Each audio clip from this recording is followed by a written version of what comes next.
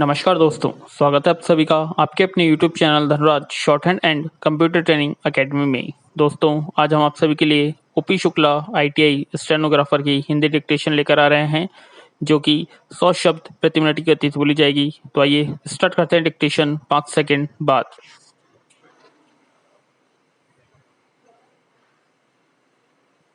Start. राज्यपाल के पद पर रहने पर तो हम जन कल्याण की भावना का समर्थन करें, लेकिन उस पद को छोड़ने के तुरंत बाद ही हम उसके विरुद्ध कार्य करें तो इससे यह सिद्ध होता है कि हमारे जो राज्यपाल हैं वे राज्यपाल इज्जत को धक्का लगा रहे हैं, क्योंकि राज्यपाल ऐसे आदमी नियुक्त किए जाते हैं जिनका बड़ा सम्मान होता है और जो काफी पढ़े लिखे होते हैं और देश के नेता होते हैं। पैरा। अध्यक्ष महोदय, खेती के साथ में दूध का भी बहुत संबंध है। यह कहा जाता है कि इस देश में दूध की नदियां बहती थी।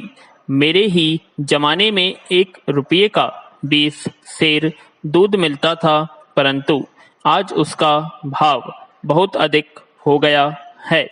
आज हर व्यक्ति को दूध नहीं मिलता है। आज हालत यह है कि औरत को, बच्चे को, रोगी को दूध मिलना दुर्लभ हो गया है। मैं चाहता हूं कि हम अपनी योजना में जितना ध्यान उद्योग धंधे की ओर देते हैं, इतना ही ध्यान पशुपालन की ओर, नस्ल सुधार की ओर भी दें। आज हम देखते हैं कि अमेरिका और कुछ दूसरे देशों में दूध की नदियां बहती हैं। भारत में जो दूध की नदियां बहती थी वे आज अमेरिका आदि में बहती हैं। हमारा देश निर्धन है। हमारे यहाँ लोग फल फूल खाते हैं। बहुत कम लोग ही यहाँ मांस या अंडे खाते हैं।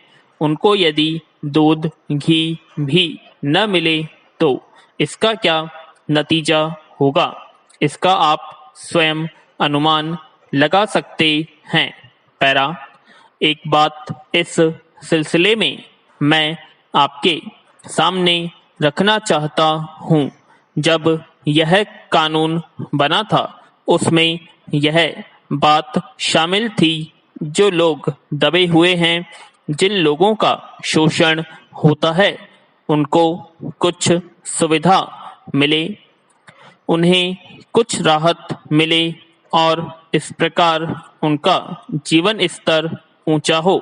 यह बात सबको मालूम है कि भारत के जो अखबार हैं, उनके जो मालिक हैं, वे प्राय वही लोग हैं जो धनी वर्ग से ताल्लुक रखते हैं तथा उनसे अपने हितों की रक्षा का कार्य भी करवाते हैं। इस कानून के बनने से उनको ऐसा लगा कि हमारे जो हित हैं उनको धक्का लगेगा और कर्मचारी को कुछ ज्यादा देना पड़ेगा। विराम। इसके बाद एक बात मैं और कहना चाहता हूँ। हमारे यहाँ गन्ने की समस्या बहुत कठिन है। गन्ने के दाम ठीक तरह से नहीं मिलते हैं। सरकार के हिसाब से तो दाम ज्यादा मिल रहा है, लेकिन मैं समझता हूँ कि किसान का खर्चा इतना बढ़ गया है कि इसका खर्चा निकालना मुश्किल हो रहा है।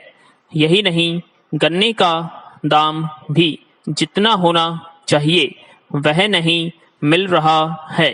इसलिए इसके ऊपर फिर से विचार करना पड़ेगा, क्योंकि किसान की हालत अच्छी नहीं है। हमारे यहाँ पिछली बार गन्ने का दाम अच्छा मिला तो लोगों ने काफी गन्ने की खेती की, लेकिन इस साल आज अप्रैल का महीना चल रहा है और मेरे क्षेत्र का केवल 20% गन्ना अभी तक मिल में भेजा जा सका है। हम कहते थे कि गन्ने की पैदावार काफी है। मिल वाले कहते हैं कि काफी नहीं है। मैं नहीं समझ सकता हूं कि यह बात कहां तक ठीक है। पूर्णविराम।